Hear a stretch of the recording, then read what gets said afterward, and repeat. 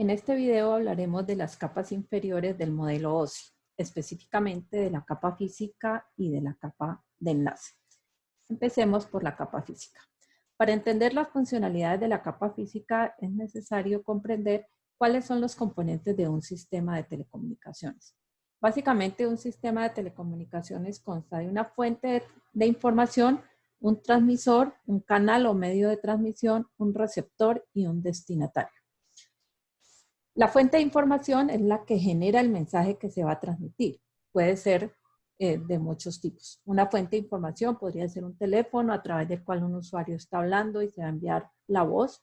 Podría ser un computador en el cual se están generando datos que se quieren transmitir. Podría ser una cámara que está capturando imágenes que después quieran ser transmitidas.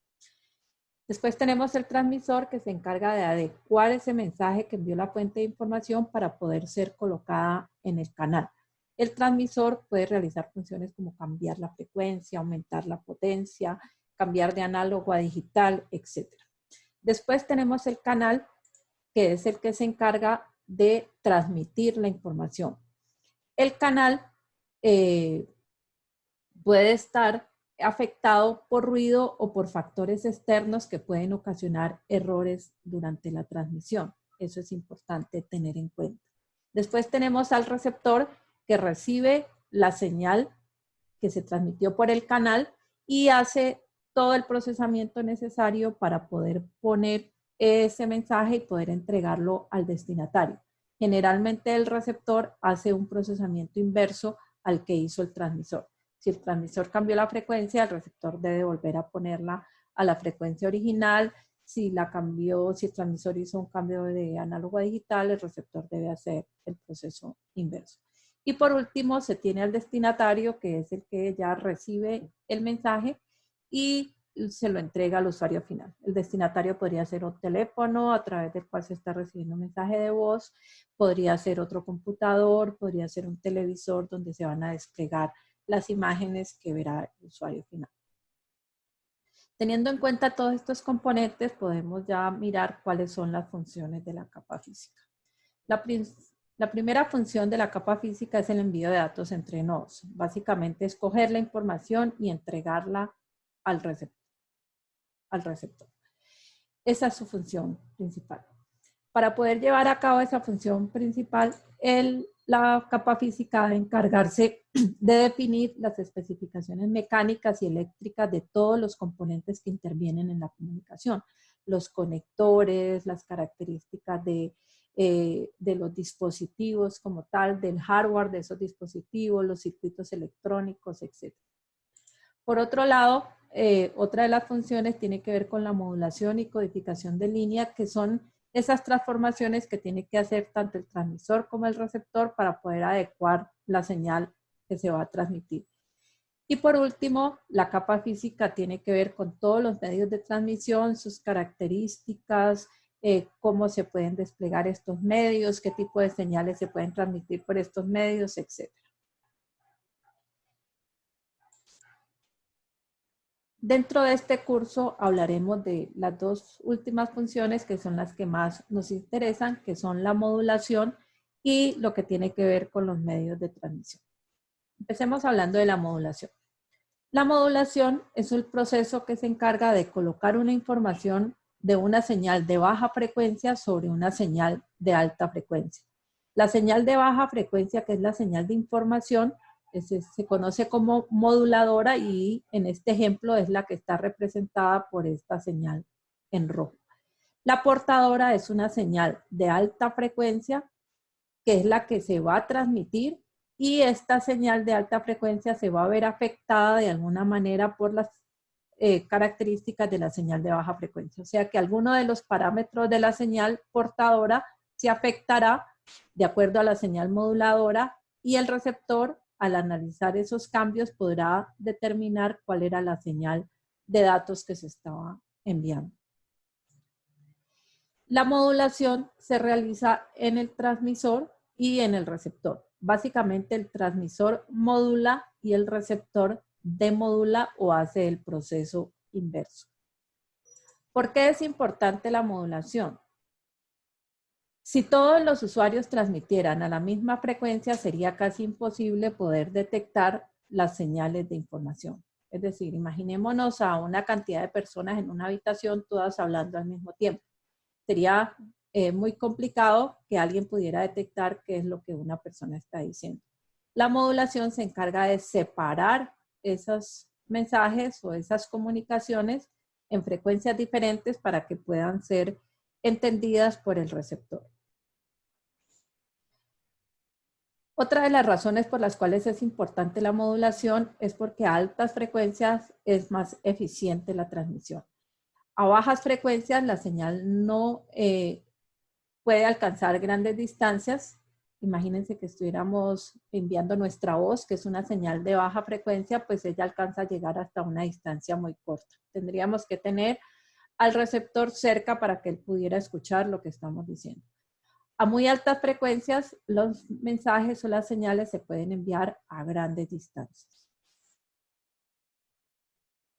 Como la modulación consiste en montar sobre diferentes frecuencias la comunicación, se hace un mejor uso del espectro electromagnético. De las bandas de frecuencia que podemos usar para comunicaciones de radio, se pueden desplegar en una gran cantidad de diferentes bandas, las diferentes comunicaciones, sin importar cuál es la frecuencia original que se está enviando. En las transmisiones inalámbricas, el tamaño de las antenas es inversamente proporcional a la frecuencia, o sea que entre más baja la frecuencia, más grande las antenas. O sea que es muy conveniente ir aumentando la frecuencia para que las antenas disminuyan de tamaño. ¿Qué tipos de modulación existen? Todos sabemos que en el mundo real existen dos tipos de señales, que son las señales analógicas, que son estas señales que son continuas y pueden alcanzar un número infinito de valores, y las señales digitales que son discretas y tienen unos valores finitos. De acuerdo al tipo de señal de la portadora y de la señal de datos que se está enviando, pues tenemos varias combinaciones y eso nos dan los diferentes tipos de modulación. O sea que si la señal que vamos a transmitir es analógica y la portadora es analógica, tendremos unos tipos de modulación. Si la señal de datos es digital y la portadora es analógica, que tendremos otros tipos y así sucesivamente. Veamos algunos de ellos. Veamos el caso cuando tanto la portadora es analógica como la moduladora. En este caso tenemos tres tipos de modulación. La modulación AM, FM y PM. Modulación de amplitud, modulación de frecuencia y modulación de fase. En este ejemplo que se muestra en esta gráfica, la moduladora es la señal que está en verde y la portadora es la señal que está en rojo.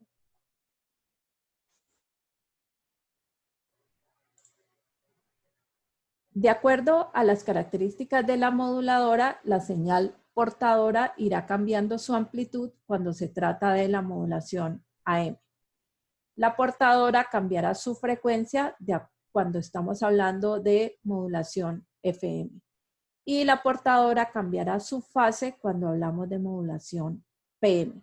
Es decir, de acuerdo a la característica de la moduladora, la portadora cambiará alguna de sus características y de esta manera se tienen estos tres tipos de modulación.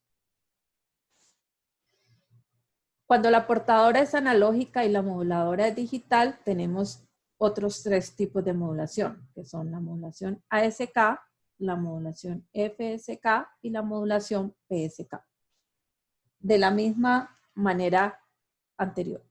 Aquí la señal que tenemos de datos es una señal digital, es decir, vamos a enviar datos digitales, ceros y unos. Y la portadora es una señal analógica. Cuando hablamos de ASK, entonces, si estoy mandando un 0, la amplitud de la portadora se pone en 0 y cuando quiero enviar un 1, la amplitud de la portadora estará en su valor máximo. De esta manera es muy fácil detectar en el receptor cuando se está enviando un 1 y cuando se está enviando un 0.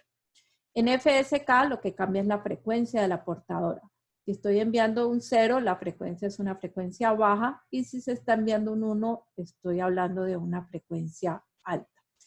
En PSK lo que cambia es la fase, el ángulo de la frecuencia portadora. Entonces, si se envía un 0, va con una fase, con un ángulo, y si se envía en un 1, va con otro ángulo. El tercer tipo de modulación es cuando la portadora es digital y la moduladora es análoga. O sea, se van a enviar datos análogos sobre una señal o una portadora que es digital. En este caso, lo que se habla es de PCM o modulación por pulsos codificados. Lo que se tiene aquí es que cada cierto tiempo, marcado por un reloj, cada vez que el reloj me da un pulso, se toma el valor que tiene en ese momento la señal moduladora y ese valor se codifica en binario. Entonces aquí se van tomando las muestras, cada una de estas muestras tiene su correspondiente representación binaria y cada punto de ellos se representa. Al final lo que se envía son todas esas señales codificadas, todo ese conjunto de bits que son la señal digital. En el receptor, pues se reciben los bits con respecto al reloj, se van detectando cuáles fueron los valores que se recibieron y se intenta recuperar la señal. Obviamente, entre más muestras tomemos y entre más grande sea la palabra que se use, pues más fácil o más parecida a la señal original será la señal que se logre rescatar en el destino. El siguiente caso es cuando la portadora es digital y la moduladora también es digital. En este caso no se habla de modulación, sino que hablamos de codificación. Básicamente la codificación consiste en dar un formato a los unos y a los ceros que se van a enviar. Recuerden que lo que estamos enviando son datos digitales. Existen muchísimos formatos de codificación, cada uno utilizado en diferentes servicios. Básicamente lo que se define es cómo se va a representar un 0 y cómo se va a representar un 1. Puede darse el caso de que sea algo muy simple como esta primera, donde un 0 es un voltaje que podrían ser 5 voltios, un 1 son 0 voltios. O esta de acá que lo que me muestra son cambios. Si tengo un 0, no hay un cambio. Si tengo un 1, cambio. Si tengo un 0, no cambio. Si tengo un 0, no cambio. Si tengo un 1, cambio. Y de esa manera los cambios son los que me representan los unos y los no cambios son los que me representan los ceros. Existen muchas maneras de codificar. La idea es que el receptor pueda detectar de manera fácil cuando se ha enviado un 0 y cuando se ha enviado un 1 y se haga un uso eficiente del canal. Con respecto a los medios de transmisión, pues esos son los que me representan el canal. Existen diversas maneras de transmitir las señales, ya sea a través de medios físicos o a través del aire. Entonces, de acuerdo a esa tipología, tendremos dos tipos de medios de transmisión, los medios guiados y los medios no guiados. Dentro de los medios guiados, los más comunes son el par trenzado, el cable coaxial y la fibra óptica. Y dentro de los no guiados, pues tenemos todo lo que se conocen como las señales inalámbricas. Hablemos un poquito del par trenzado. Existen muchos tipos de par trenzado. El más común es el cable UTP o cable trenzado sin apantallar. Básicamente lo que tengo es pares de hilos trenzados entre sí, cubiertos a través de una cubierta plástica. El cable UTP se conecta a los dispositivos a través del conector RJ45, que supongo que todos alguna vez lo han visto cuando conectan su computador a el punto de red. El par trenzado ha evolucionado desde la categoría 1, que era la que se utilizaba en las comunicaciones telefónicas y no permitía la transmisión de datos, hasta la categoría 6 que tenemos actualmente, donde la transmisión de datos puede llegar a velocidades de hasta 1000 megabits por segundo, o sea, redes gigabit Ethernet. El cable coaxial, que también es muy conocido porque es el que nos permite conectar la antena con el televisor, está conformado por un conductor de cobre, protegido por una cubierta plástica. Por encima de ella viene una malla que es la que hace de tierra para el cable y una cubierta exterior de protección. El conector que permite conectar, valga la redundancia, el cable coaxial a los diferentes dispositivos es el conector PNC.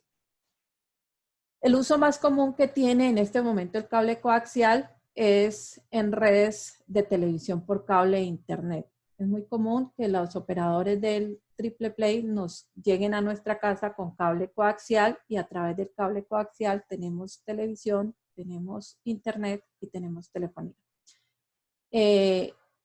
Antiguamente se utilizaba en redes de Ethernet, ya no es muy común, y algunos cables submarinos usaron también este tipo de cable.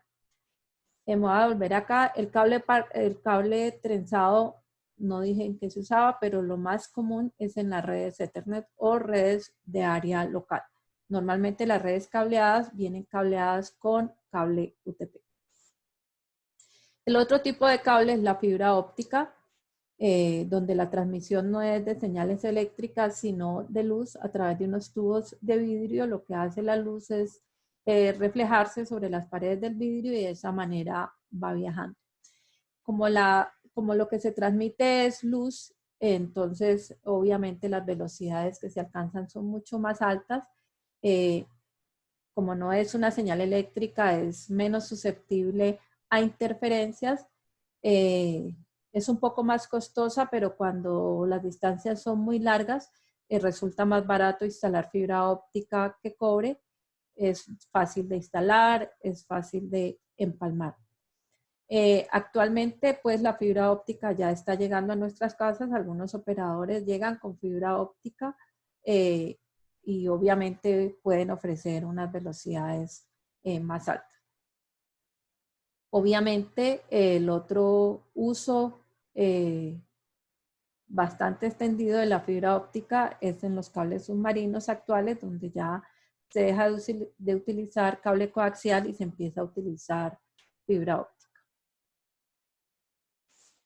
Con respecto a los medios inalámbricos, pues habría que entender algo sobre el espectro electromagnético, que es todo ese rango de frecuencias que se pueden tener en nuestro planeta, que van desde frecuencias muy altas hasta frecuencias muy bajas, desde rayos cósmicos, rayos gamma, rayos X. Bueno, aquí se representa en este esquema todo ese conjunto de frecuencias. Aquí en este pedacito de aquí está el espectro visible por el hombre, donde está pues todo lo que nosotros vemos, el rango de colores, desde los ultravioletas hasta los infrarrojos.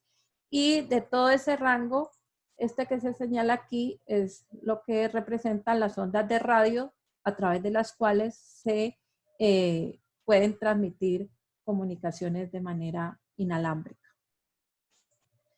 Las bandas de radio están clasificadas desde bandas de muy baja frecuencia hasta bandas de muy alta frecuencia y cada banda tiene unas características especiales que facilitan pues el envío de ciertas señales de comunicación.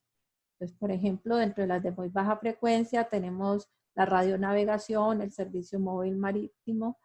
Entre las de media frecuencia está la radio AM. Dentro de las VHF está FM, está la televisión y muchas de ellas, como ustedes pueden ver, aparece la telefonía fija y móvil que ha ido evolucionando y cada vez permite mayores o frecuencias más altas. Cada vez la puedo poner sobre unas bandas de frecuencia más altas, por lo tanto, mejora su velocidad y permite que se desplieguen una cantidad de servicios bastante interesantes.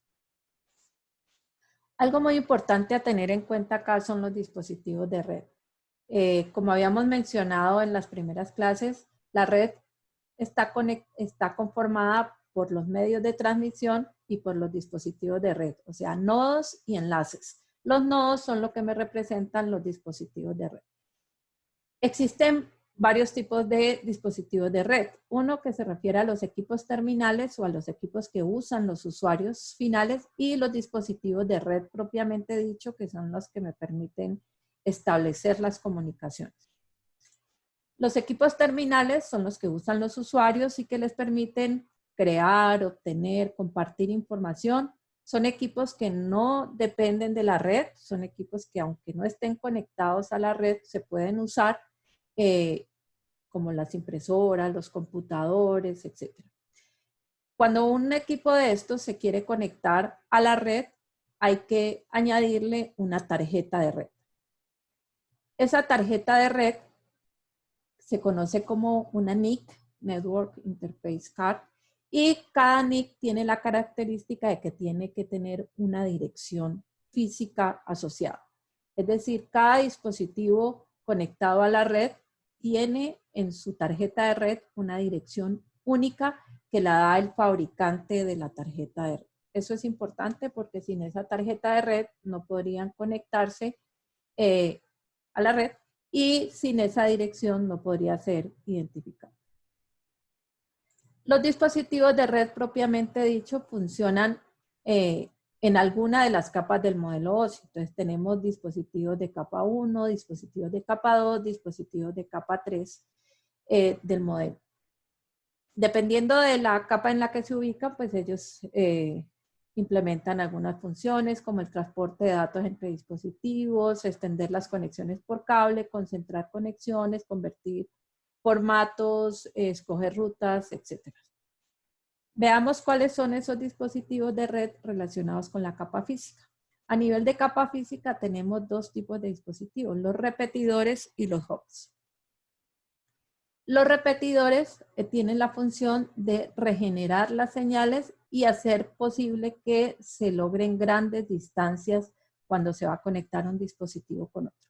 Aquí tenemos un segmento de red que quiere establecer una conexión con otro segmento de red, pero la distancia es muy grande y un cable únicamente no, con un cable no se podría establecer esa comunicación. Entonces lo que se hace es colocar un repetidor que lo que hace es recibir la señal, recomponerla, regenerarla y sacarla por su puerto de salida. Por el puerto de entrada recibo la señal, se regenera y se saca por el puerto de salida y así puede alcanzar grandes distancias. Los hubs, digamos que son repetidores, pero que tienen varios puertos. O sea que puedo conectar varios segmentos de red o varios dispositivos a un solo hub. ¿Qué hace el hub? El hub recibe una señal, la regenera y la entrega a todos los dispositivos que estén conectados en sus diferentes puertos. El hub lo que me permite implementar es una red de difusión. Alguien envía, todos reciben. Solo el dueño lo toma, los otros lo descartan. El hub lo que me arma es un dominio de colisión o una red de difusión. Un dominio de colisión porque siempre existirá la posibilidad cuando se trabaje con hubs de que ocurran colisiones como lo habíamos explicado anteriormente en las redes de difusión. Hablemos ahora de la capa de enlace. La capa de enlace se encarga de la comunicación entre dispositivos conectados directamente. En este esquema estamos mostrando una red punto a punto en la cual un dispositivo se va a conectar con otro y lo que hace es establecer una ruta hasta llegar a él. Para poder llegar al dispositivo final, este dispositivo tiene que conectarse a un nodo, este nodo tiene que conectarse a otro nodo, etcétera, etcétera. La capa de enlace se encarga de la comunicación entre este nodo, este dispositivo, entre este nodo y este nodo, entre este nodo y este nodo, y entre este nodo y este dispositivo para lograr la comunicación. Pero la comunicación se va haciendo paso a paso. Es decir, la capa de enlace de este dispositivo ve la capa de enlace de este y hace su trabajo, y después este con este, este con este, este con este. O sea que la capa de enlace no ve la ruta completa, él solo ve al dispositivo que está conectado directamente a él. La capa de enlace se encarga de recibir los bits que entrega la capa física o de enviarle los bits a la capa física para ser puestos en el medio. Cuando la capa física le entrega bits a la capa de enlace, lo que hace la capa de enlace es coger y agrupar esos bits para procesarlos de mejor manera. Es mucho más fácil procesar 500 bits que procesar 2 millones de bits al mismo tiempo. Cada vez que la capa de física le va entregando los bits, la capa de enlace los va organizando en tramas. Esa es una de las funciones principales de la capa de enlace, armar las tramas. Para que el receptor pueda entender cómo se separaron esos bits en tramas, esas tramas hay que sincronizarlas. ¿Qué significa sincronizarlas?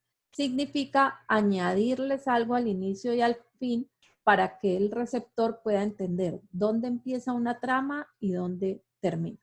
Existen muchos mecanismos para hacer este proceso. Uno de los más conocidos es añadir banderas de inicio y de fin a cada trama. Una bandera básicamente es un conjunto preestablecido de bits. El que más se usa es este, que es 8 bits, de los cuales el primero es 0, el último es 0, todos los demás son unos.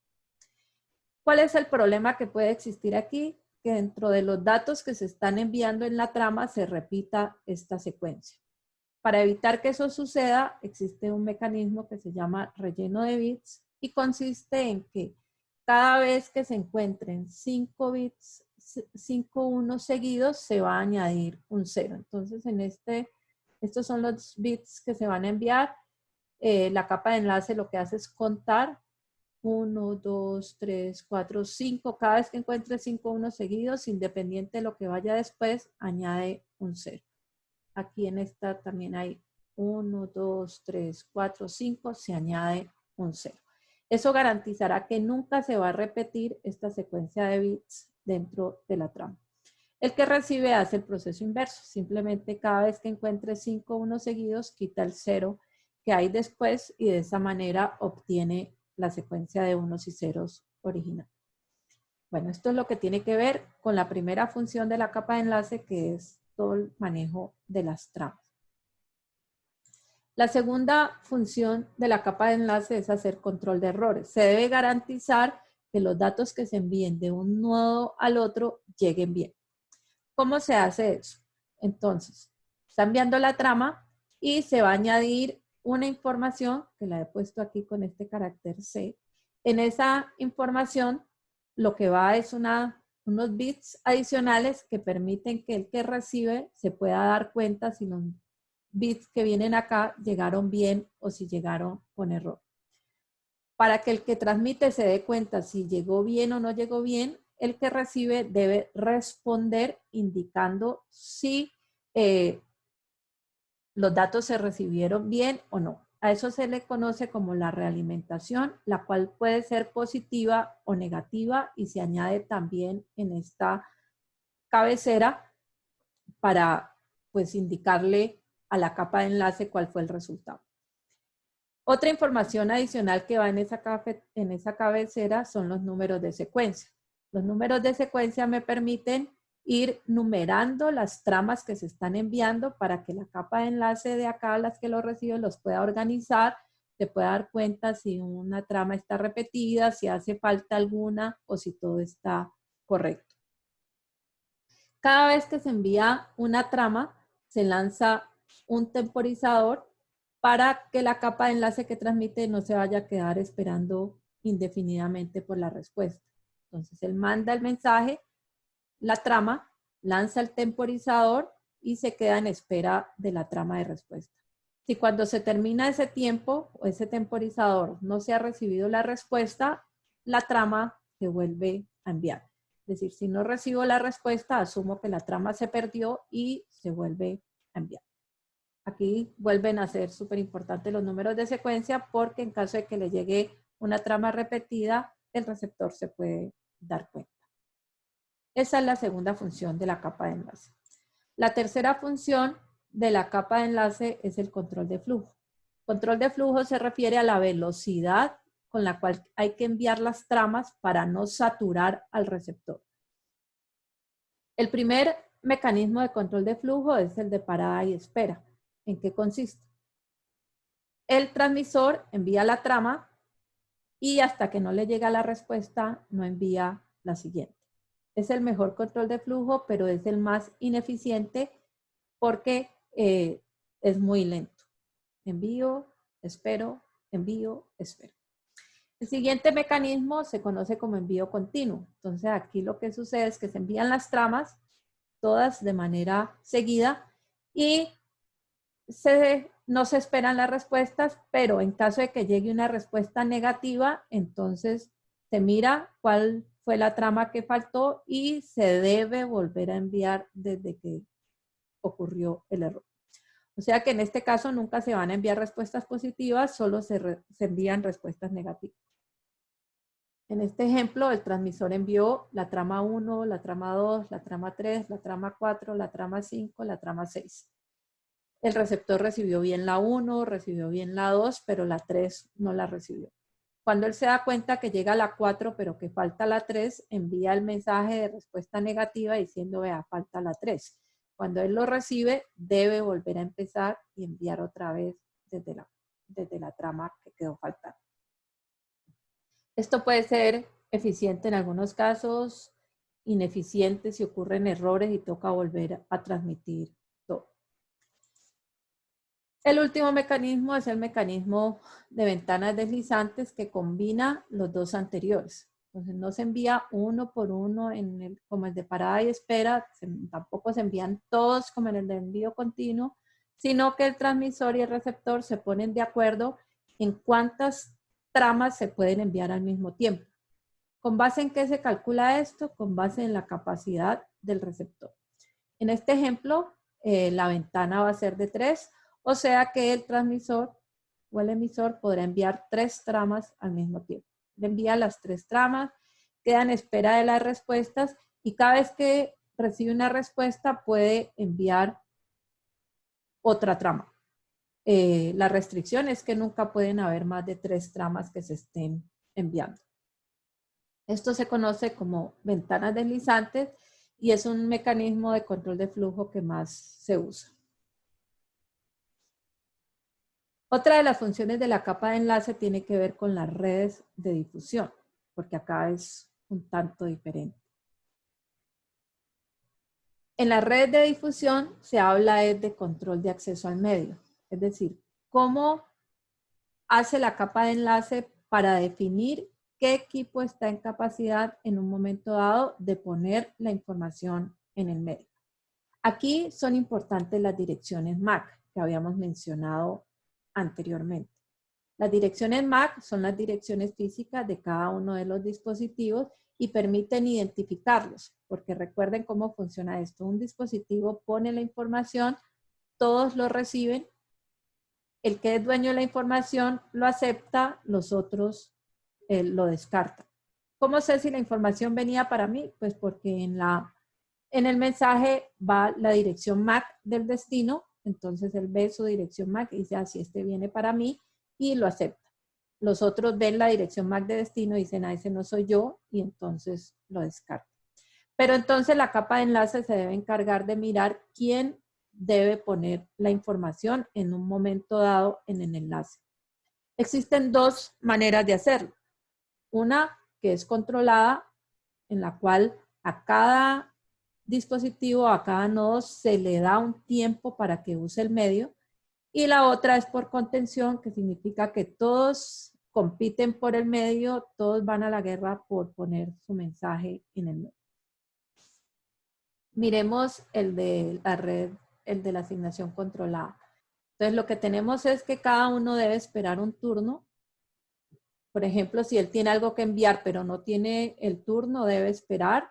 Si no tiene nada que enviar, pues no tiene problema. Si tiene algo que enviar y es su turno, pues tiene la opción de enviarlo. Obviamente, solo una estación transmitirá a la vez. No habrán colisiones. No existe la posibilidad de colisiones. Y cada dispositivo pues debe esperar su turno. ¿Cómo se manejan los turnos? Generalmente a través de tokens. Un token es como, digamos, una posta que se le va pasando entre estación y estación. La que tiene ese token en un momento dado es la que puede transmitir. Entonces, por ejemplo, ella recibe la posta, recibe el token, transmite y cuando termina le pasa el token a otra estación. Esta estación, si tiene cosas que transmitir, la transmite y cuando termina de transmitir, le pasa la posta a la siguiente. Si esta no tiene nada que transmitir, pues pasa a la posta y así sucesivamente y nunca se presentarán colisiones. Parece un método bastante organizado, pero se ha demostrado que no es muy eficiente en el uso del canal.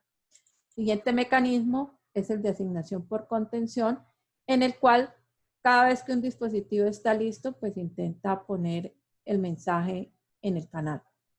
¿Qué sucede aquí? Las estaciones, cada vez que quieran transmitir, escuchan el canal para darse cuenta si el canal está libre o está ocupado. Si lo ven libre, transmiten. Si lo ven ocupado, esperan. ¿Cuándo se presentan colisiones? Cuando dos estaciones escuchan el canal al mismo tiempo y lo ven libre. Entonces, digamos que ellas dos quieren transmitir, escuchan el canal, las dos ven que el canal está libre y al mismo tiempo colocan el mensaje. En ese momento se presenta una colisión. ¿Qué pasa cuando hay una colisión? Pues las estaciones se dan cuenta, los mensajes se pierden y cada una de ellas espera un tiempo aleatorio para poder volver a hacer el intento, y como esos tiempos son aleatorios, pues existe una gran posibilidad de que la colisión no se vuelva a presentar. Esos algoritmos que manejan todo ese proceso se conocen como CSMA, acceso al medio con detección de portadora, CD para redes cableadas y CA para redes inalámbricas. Por último, pues podríamos hablar de los dispositivos de red de la capa de enlace. Entonces aquí hablamos de dos dispositivos que son los puentes y los switches. Un puente es un dispositivo que se coloca entre dos segmentos de red, pero que trabaja analizando las direcciones MAC. Él hace algo bien interesante. Cuando este segmento envía un mensaje, el mensaje le llega al bridge. El bridge analiza la dirección MAC de destino y decide si deja pasar el mensaje para el otro segmento o si no lo deja pasar. Si la dirección de destino está en este segmento, pues lo deja pasar. Si la dirección de destino no está, pues lo deja acá. De esa manera, él divide la red de difusión en dos. Aquí ya tendría dos redes de difusión. Ya no existiría la posibilidad de colisiones entre este segmento de red y entre este segmento de acá. El otro dispositivo son los switches. Un switch es, por decir algo así, un bridge o un puente con varios puertos. El puente solo tiene un puerto de entrada, un puerto de salida. El switch tiene una gran cantidad de puertos. Cada puerto del switch se comporta como un puente. O sea que si por un puerto recibo un mensaje, él analiza la dirección MAC de destino y decide por cuál puerto de salida lo envía. De esa manera el switch evita las colisiones. Y esto sería todo con respecto a los conceptos básicos que tienen que ver con la capa física y la capa de enlace.